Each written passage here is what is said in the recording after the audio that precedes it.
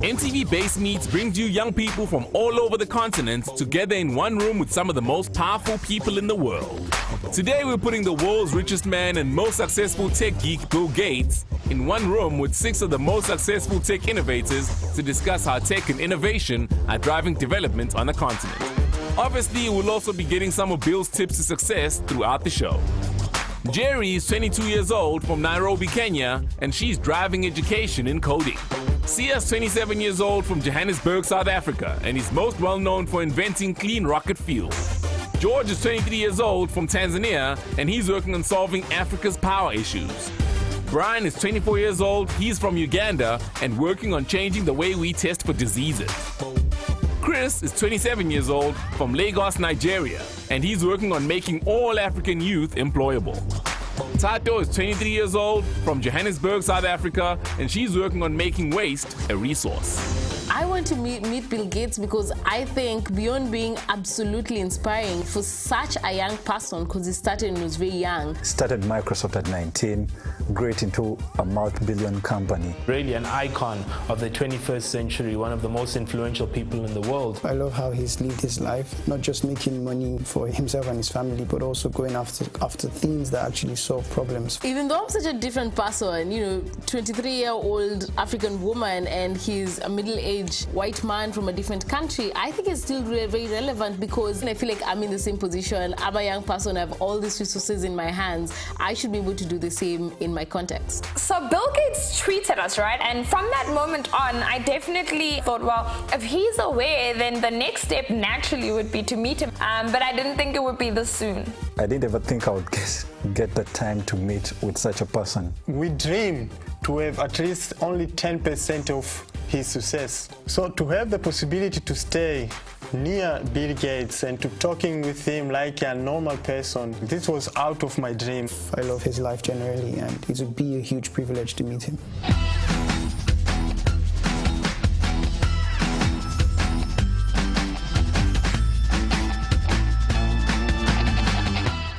Bill Gates III was born in Seattle on the 28th of October, 1955. He founded Microsoft at 19 years old. He first made it into Forbes' richest list at 32. He's held the title of Forbes' richest man on Earth for 3 years in a row now. He's estimated to be worth $83 billion. He's also one of the most successful philanthropists, using his dollar to do good, putting his money where his mouth is. So I'm going to challenge Bill Gates, my partner at Facebook, Sheryl Sandberg, and Netflix's founder and CEO, Reed Hastings.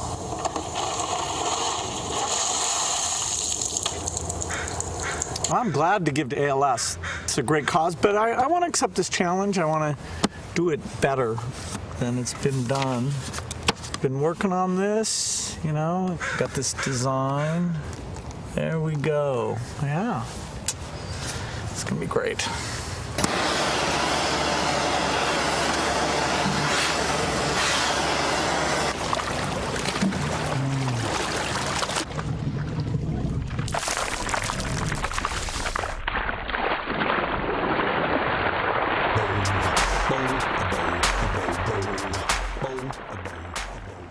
Now, if I mention the name Bill Gates, the first thing that will come to most people's minds is Microsoft. Somebody else may think Forbes, then of course the big number, $80 billion. But what people don't really know is there's a lot more to a man than everything I've just mentioned just now. For example, in his spare time, he likes to just relax, play Guitar Hero. At his last day at work, before he retired, Jay-Z came over, referred to him as Billy G. And Bill, you may not know this, but if you're going to be a musician, one of the most important things is coming up with a band name or an artist name. And so I was thinking, with us being MTV, if you were to be a rapper, the perfect name for you would probably be Billy the Goat. Billy for the money, Goats for greatest of all time. Oh, wow. Ladies and gentlemen, boys and girls, welcome to Base Meets Bill Gates. Thank you very much for joining us. Great to be here. So I think that video, for me, I was surprised to see somebody like Jay-Z, for example, pay you a visit in the office. How did that come about? Was that your idea? Well, he's thinking about philanthropy, and I wanted to do something fun for my last day at Microsoft. And so a lot of people volunteered to help out with that video. And Jay-Z's a good guy, and we're both learning about philanthropy together. Yeah, I mean, Bono was there as well. And again, it's very surprising because I suppose For anybody that may not know you, they may not think you've got even a second to spare. But then to find out that, hey, every once in a while you play Guitar Hero, is that something you still do? Not much.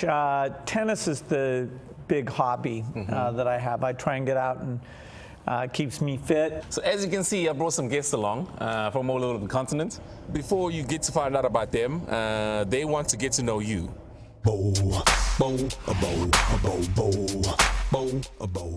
What's the first thing you bought when you realized you're loaded? Like something to spoil yourself? Well, when I was first Microsoft was successful, I bought a car. It's a fairly nice, fast car called the Porsche 911. So that was that was a crazy splurge, and I got some traffic tickets and things. That was super cool. And then I could buy myself as many books as I wanted to read whatever I wanted. So those were my cool things. Okay.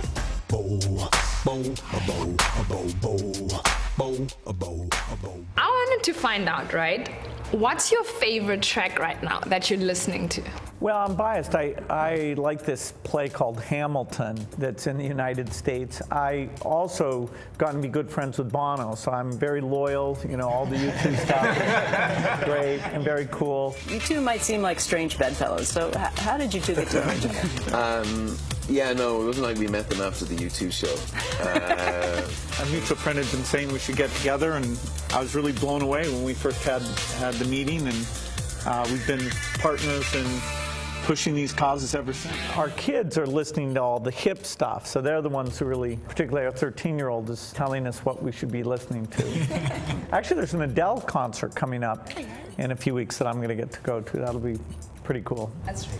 Have you ever been starstruck by a celebrity? Well, if I meet somebody from Hollywood, who I admired, there is always the question of, okay, well, what should I talk to them about? So I've definitely been at some events where I, meet actors, actresses I think are great, but then I think, I don't want to say something boring to them, and maybe they're thinking the same thing. So yeah, a little bit that can be awkward. So crowdfunding it's basically raising money off the internet. Initially, I crowdfunded to go to New York to attend hacker school. But then after not getting the visa, I had money from more than 200 people from all over the world who wanted me to go to a hacker school. So I sent them an email and they were like, yeah, use that to start a school.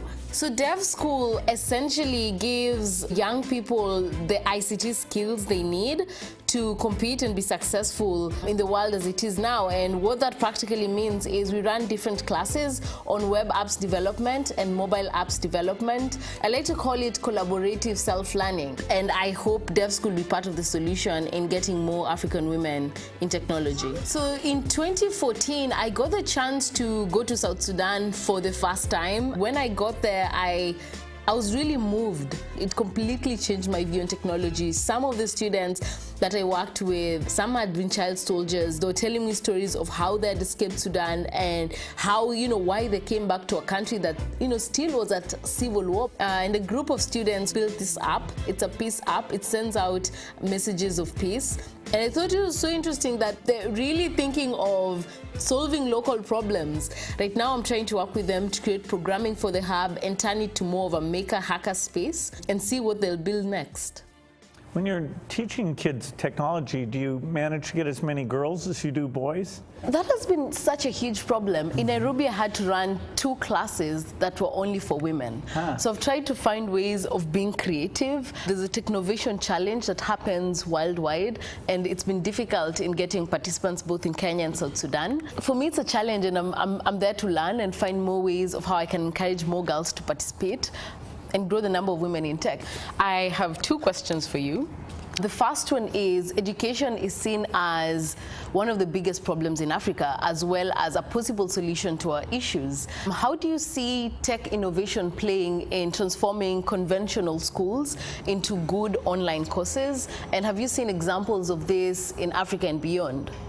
Well, technology should help us improve education, which is, as you say, so critical to the future of Africa, which is going to have almost as many youth as the whole world outside of Africa.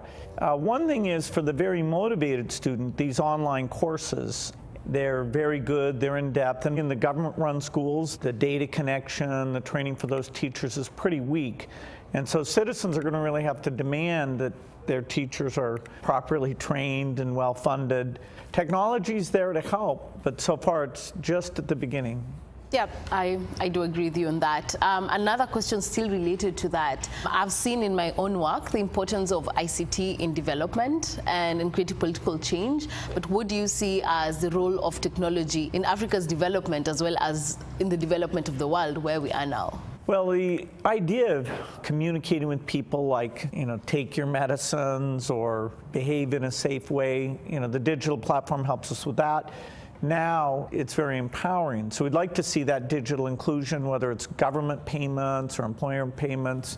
And the cell phone's also a way of going out and polling the citizenry and asking them, are they satisfied with the teachers and showing up? They can express that view. And so it's wonderful to see the cell phone getting out.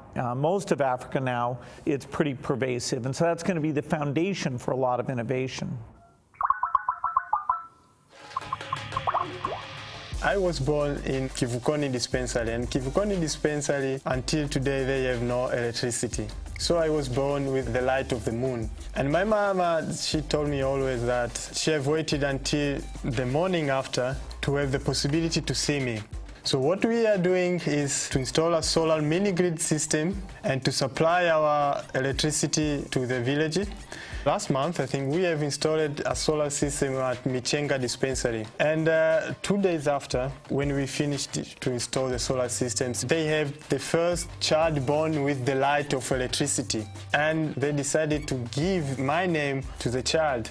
My goal and my future is to electrify all rural areas in East Africa. You have been quoted as saying that we need energy miracle. Do you think that solar energy can be that miracle? Well, solar has come down in price a lot faster than many people expected. And so it's a wonderful technology, and yet it's still a very small part of the world's power source. For example, if we had solar that instead of making electricity, it made, say, gasoline, that's easier to store and burn whenever you want. Or if we had a super cheap battery. So I am backing a lot of scientists who are bringing the cost down and looking at either batteries or generating gasoline, and then it would be a complete solution. And so we still need to put a lot of money into the research side to get even better. If you didn't have power, what is the thing you would miss most? Well, I think reading at night, I would miss that a lot. I like hot meals, so I guess I'd miss that. Using my computer to be on the internet and communicate. My life is totally based on assuming that electricity is going to be there all the time.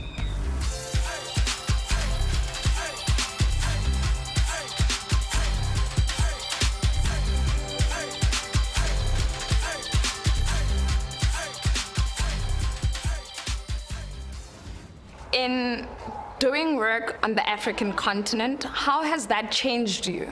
My wife and I are partners together on this, and it's really touched us to see how people care and who the heroes are, and helping the governments to be a little bit better. It's sometimes frustrating. The governments are often not as well organized or focused on these goals. So it isn't easy work, but it's very fulfilling because basically there is progress. Overall, I'm really an optimist about Africa, and it's great that we get to be part of helping with that. You've seen some very successful business people in the U.S. especially get into politics. So people like Mitt Romney, for example, Michael Bloomberg, most recently Donald Trump. Would you ever get into politics? I'm sort of in politics in that we work with the government to try and improve education and look at the aid policies. But actually running for office, I don't think I'd be good at running. And my work at the foundation, that's going to be my job for the rest of my life. I won't want to give that up. Just out of interest, have you ever toyed with the idea of this being a virtual simulation as opposed to an actual reality? Yeah, it's hard to know. And what do you lean towards? Well, I have a sense of free will, which is this miraculous thing that You know, sometimes I do things well, sometimes I don't. You could have coded the free will into the simulation, No, though. it's hard to understand how that would be done. So, you know, we each get to make our own lives, and that's, you know, this special privilege that I don't think you can excuse by saying that, you know, it's a simulation. All right, Bill, so we've got a few true and false questions. You rigged your prep school's class registry to make sure that you were in all the classes with hot girls.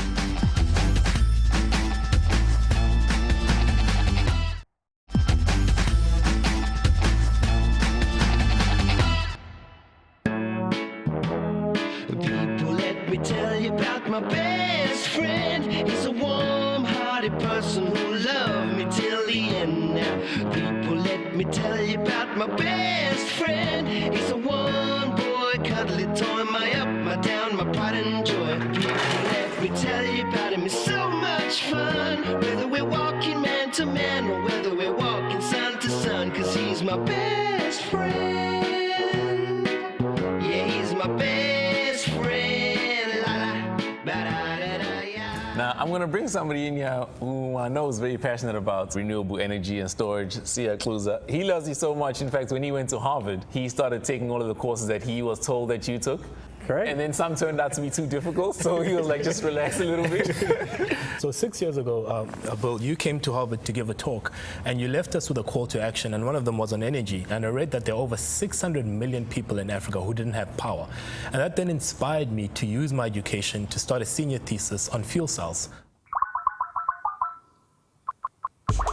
How do you figure out a way to get 600 million people to have power? You can't simply build all these big power stations. So it became very, very clear that we need portable power solutions that are not, you know, powering huge cities, but are able to power communities. In the same way that Bill Gates personalized computers. You know, computers shifted from these huge things that only a few people could use towards personal computers where everybody could have a computer. And it's the same way with energy. Micro fuel cells are these portable power units that allow people to have the exact amount of power that they need, tailor-made to them. So imagine going up to 2 weeks worth without having to recharge your cell phone. That's a promise of fuel cells. I am quite worried that Africa won't have electricity for a lot of people. So it's, you know, great to see you're taking your engineering skills in this direction. How important has communication been to the success of your career? Yeah, in the early days of Microsoft, not only did we have to build software, but we needed to sort of spread the word that, hey, software is magical. He appeared in commercials for his companies with Microsoft top gun Steve Ballmer. He made dramatic entrances to tout his company at software conventions, once arriving as Star Trek's Mr. Spock. And so getting out and telling that story, which was a very exciting story, you know, back then it was more classic media. Now, you know, for all my messages, whether it's foundation or about the kind of science innovation we need to see, I'm using the modern social media. But I think anybody who wants to change the world, as well as knowing the field, science or engineering, and explaining what you're doing, getting your employees excited, getting your customers excited, getting some visibility for it, I do think that's a key skill to have. And you know, I wasn't a natural, but over time I learned to give speeches and get out there and share my enthusiasm.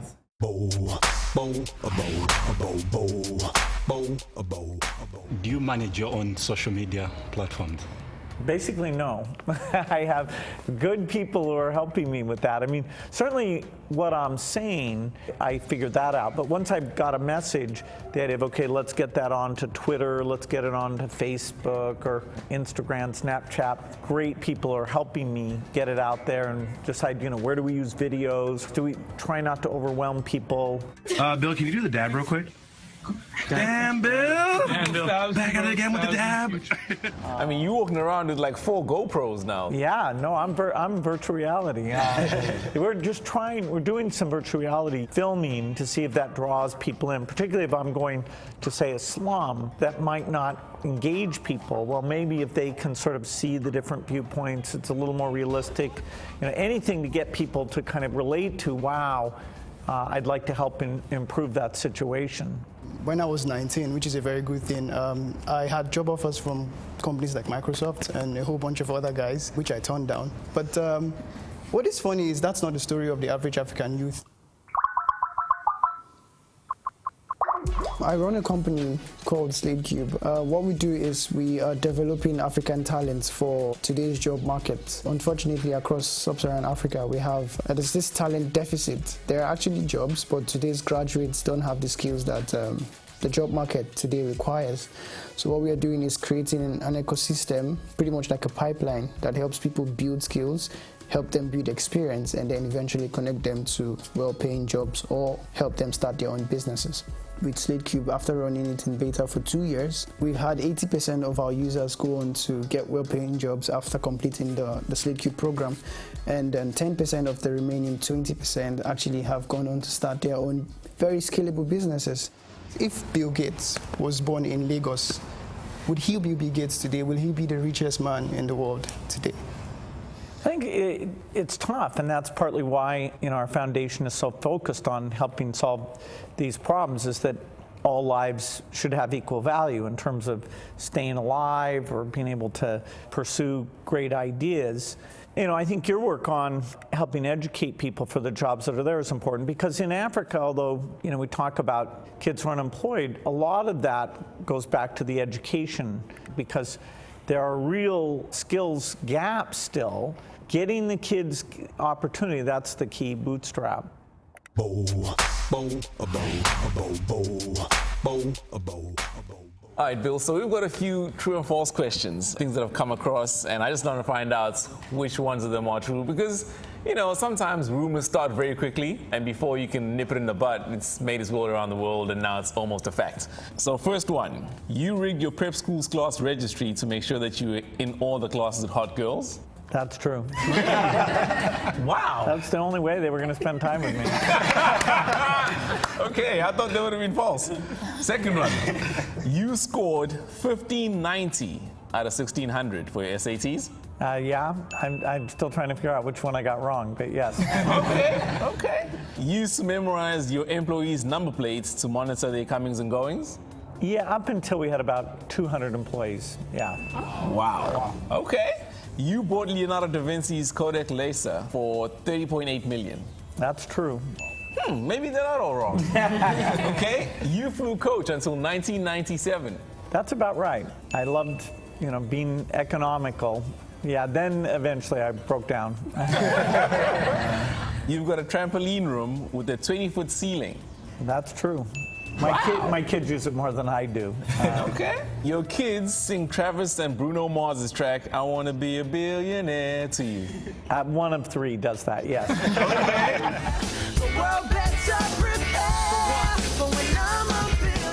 And then when you asked about your bucket list, you said, just don't die. That was my answer. So far, so good? Yeah, no, wow. The internet's pretty accurate.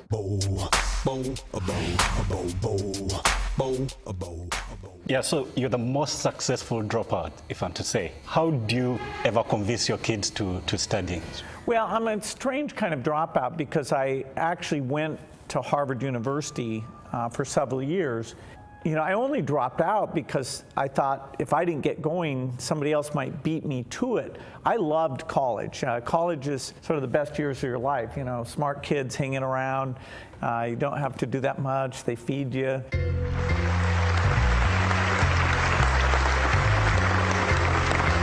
I've been waiting more than 30 years to say this. Dad, I always told you I'd come back and get my degree.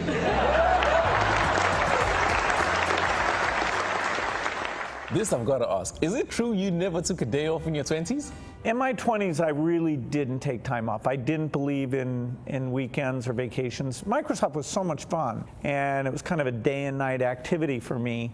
And I thought everybody else was kind of lazy because they weren't working all the time. But they didn't have something, as fun as I did. So when I look back now, it seems a little strange how fanatical I was.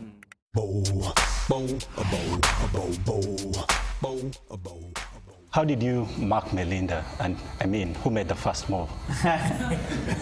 Well, I was very busy. In my 20s, I just did my job. Then as I got into my 30s, I started to take a few weekends off and was a little more normal about things. And that's when Melinda came to work at Microsoft. And so she was there, and I run into her, and we started seeing each other a little bit, but we weren't even that serious because we were both working so hard. But then after maybe a year or so, we thought, wow, we really like each other. What's going to happen? Trying to think, okay, could I do a good job being a father and husband even with all my work? And after 5 years, we decided to get married, and that was now 22 years ago.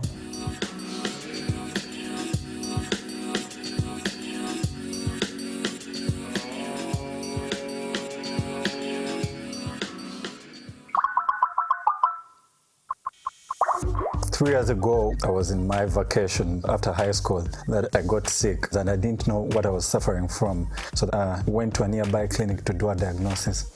According to your symptoms, they will do as many pricks as they want to find out what you're suffering from. So they did a prick on typhoid, and it wasn't typhoid until like the third time when they got to know it was malaria.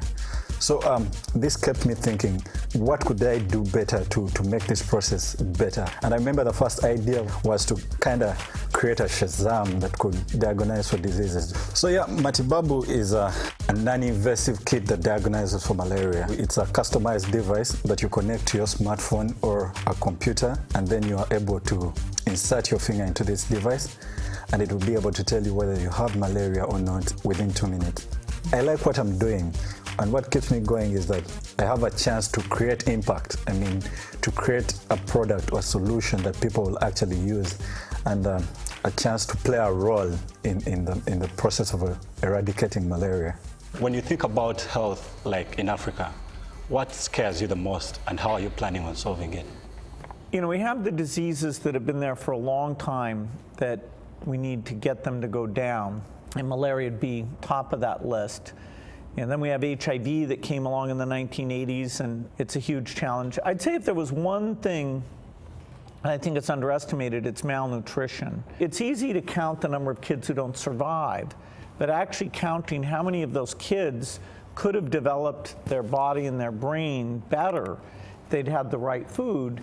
In fact, I got to give this Nelson Mandela lecture, and that was really what I was saying, is that the youth of Africa are such an asset if health, education, and opportunity come together. So a lot of work to be done on global health.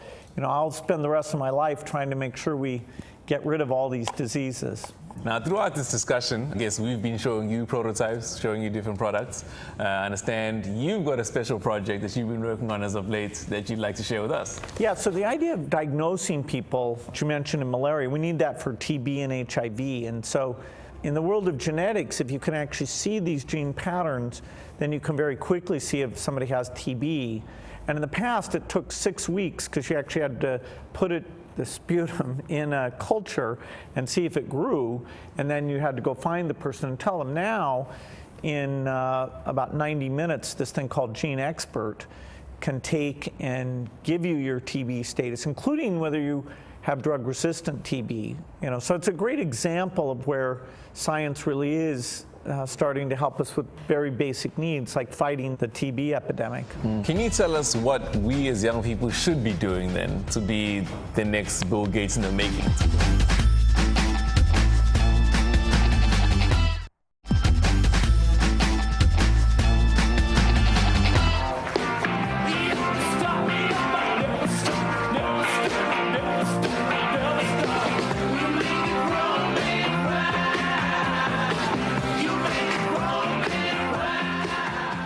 In 500 years, how would you like people to remember you?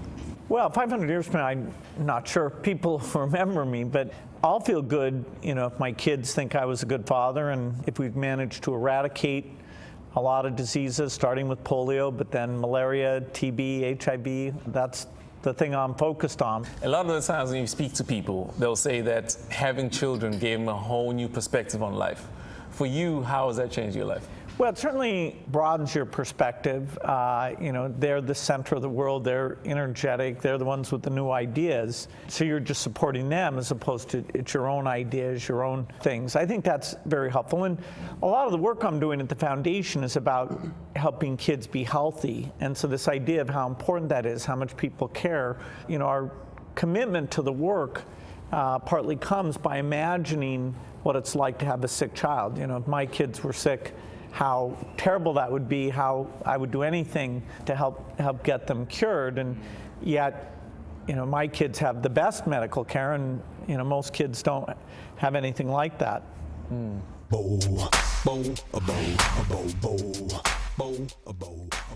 Has being a billionaire limited you in any way? Well, certainly being famous means that people are going to ask for your picture, but not in some terrible way. People are generally super nice. Having the money, it does create a little bit of a sense of responsibility of, okay, I don't want to spoil my children. I want them to have good things, but how much is too much in terms of them developing their own sense of identity and excellence and making money for themselves. And then if I'm going to give it back, doing that in a responsible way, understanding what all the different options are, which is, there's so many different worthy causes in the world. So it's a little bit of a responsibility, but overall, I'm so blessed that, I can buy any books and I can be involved in backing these scientists, who are working on cures for HIV or malaria or TB, and I have a sense of progress. So, that's as much fun as any of the work I did at Microsoft, which was also a lot of fun. So, 95% it's a privilege, 5% there's a little bit of complexity that you have to handle in a smart way. I've got a company called Retaga, and we recover waste as a resource. We kind of say the thinking around the fact that we throw things away is not really a true reflection of what happens, because in reality, things go somewhere. We see this as an opportunity for us to manufacture products that are purpose-driven out of waste. And what we've managed to do is come up with one particular product that's been launched to market and that's been really internationally recognized, which we've called the repurposed school bags.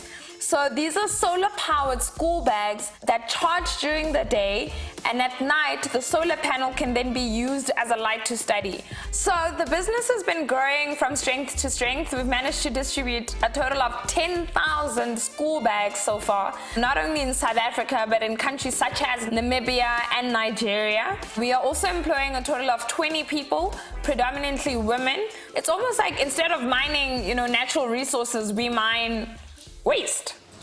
In reading more about your work and what you do, I've realized that you've enlisted a couple of people to be part of your giving pledge. And I wanted to find out, as a young person, are some of these people that I've enlisted, are they people that we know? And also, have they actually, pledged to give away 50% of their wealth in this lifetime? People like Patrick Musepi, he has made that commitment. Strive Masawa, who's best known for the mobile phone, incredible success he had, Mo Ibrahim. So actually, even though it started out as a very US-centric thing, now it's become more global. So in India, China, and Africa, we're getting people to commit. Of course, I think it's important for those people who are hyper-successful to set a good example. But a lot of those people started giving because their parents got them in that habit, way before they were successful. And so whether it's giving money or volunteering time, I do hope that we can spread that kind of thinking.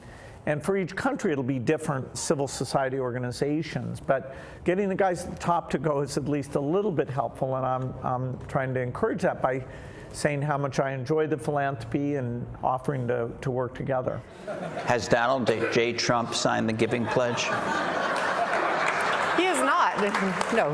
He has not. No. He hasn't been known for his philanthropy. He's been known for other things. Well, maybe he does it quietly. So, Bill, can you tell us what we as young people should be doing then to be the next Bill Gates in the making, to quote Beyonce? Well, from what I've heard, you're all off to a great start.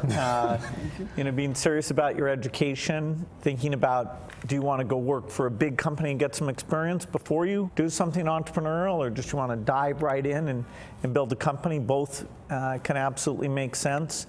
We're going to need millions of entrepreneurs to get Africa all the way to where it absolutely deserves to be. Thank you very much, Mr. Gates. Guys, I'm hoping you had fun. Yes, we did. Yeah, it was great. Thank you.